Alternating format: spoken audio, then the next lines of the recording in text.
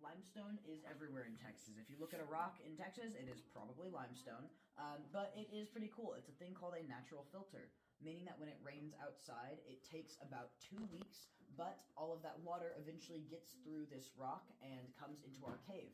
Now, it comes out 98% filtered, which is 2% more filtered than our drinking water, so that is pretty awesome. Now, limestone being a natural filter and it taking 2 weeks, you'll notice it's slightly more humid in here, a little bit more moist and everything. Those handrails are kind of covered in a little tiny bit of water. Now, that is because it did rain about 2 weeks ago. So you'll notice when it rains, it is more moist in here. You might even get a little drop of water on your head. That is called a cave kiss. So if it falls on your head, that is 7 years of good luck. Falls in your mouth or on your tongue, that is 10 years of good luck. And you're like, gross, cave water in my mouth, I don't want that. But, you know, it is 2% more filtered than our drinking water, so it cannot hurt you. Now, some other things in this cave. You'll notice those tiny little bumps on the wall right over there. When Mr. Rogers started giving tours over here, he marketed those as the world's first ever petrified sweet potato farm. Pretty weird, he was a con man. So some UT students from the geology lab a long time ago came over here, and they were really doubting that. They came in here, they took some rocks from around the wall right over there, took them to their lab, and figured out that they are not petrified sweet potatoes. Obviously, they're a thing called chert nodules. Chert is a type of rock that if it was left in bedrock for long enough, it would become limestone. Sorry, it would become it would become flintstone. That was a confusing sentence. Basically, it is an out-of-place, underdeveloped flintstone. It wasn't able to fully develop because these two rocks, you know, split apart. This little thing that looks like coral is also just a chert nodule, and this that looks like Pascal from Tangled, or maybe a little chameleon, is also just a chert nodule. And you'll see that a lot of this cave is very green. That is a thing called lichen. Lichen is a little bit like a cave moss. It grows off of the small amount of water in here and off of the bacteria on your hands. So if you want to give it a little bit of like a, you know, early lunch, you can give it a nice pat on its head. It is pretty cool. Now, lichen is one of the only things that can grow in here. Since we don't have underground running water because we are dry form, then we can't have anything that can actually, you know, survive and live in here. Now, dry form means you can touch all the rocks. It also means you can use flash photography. But yeah, it means that we don't have a lot of things that live in here. Dry form, again, means it was formed dry, not by water dripping over millions and millions and millions of years like other caves, but formed dry. Yeah, you'll also notice a lot more cave graffiti in here than anywhere else. That's because people used to think that limestone would regenerate. Like, it would, like, you know, grow over, leaving a completely flat surface. Oh, it's electric. We now know that rock doesn't grow. Pretty cool. But a lot of this is around 70 to 120 years old, so it is pretty cool to look at. Y'all can follow me into our next room. Now, for our next room, we do have push in as much as you possibly can, so we can fit everybody in there, and so everybody can get a seat. And y'all can follow me this way.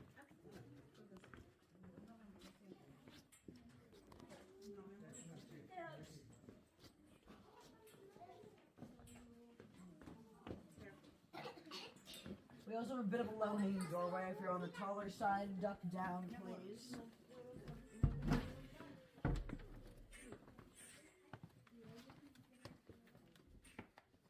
Welcome on in. Y'all can take a seat wherever you'd like. Oh yeah, this is the dark room, right? Mm-hmm. Mm-hmm.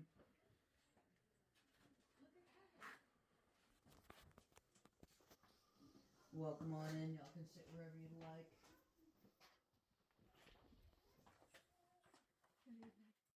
Because there would be a lot of water on top of you, and the pressure would literally kill you. But yeah, if you were underneath the water, the other one is in space. Yeah. So if you were in a black hole, you'd be A, dead again because of the pressure, but B, you'd be in complete and total darkness. So it's pretty cool.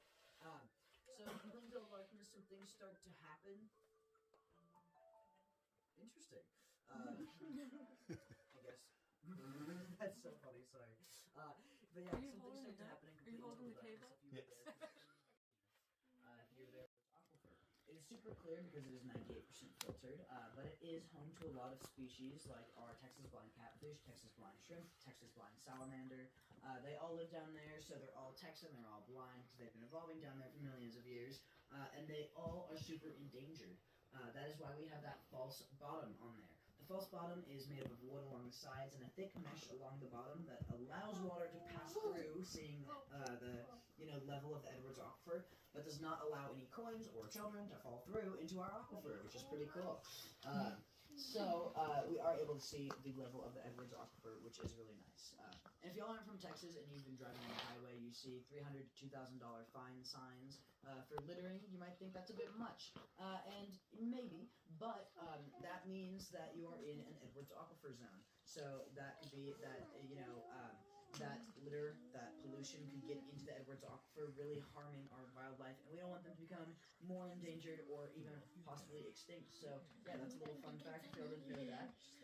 But that was used as a well for a very long time. Mr. Rogers used that as a well. Again, Mr. Beavers never actually found that well. He got, arrested before he could.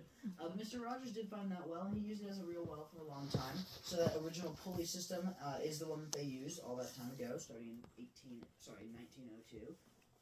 And this room. This is the fossil room. If you look above you, every single one of these little squiggly lines you see are all fossils. Yeah.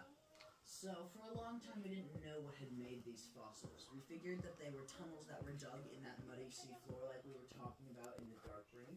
However, we didn't know what had made them. So we hired a paleontologist, somebody who studies fossils, bones, rocks, ancient organisms. She came in here, she built these stairs, took some rock from around there, took some rock from around here, and took some rock from around there, and she found nothing.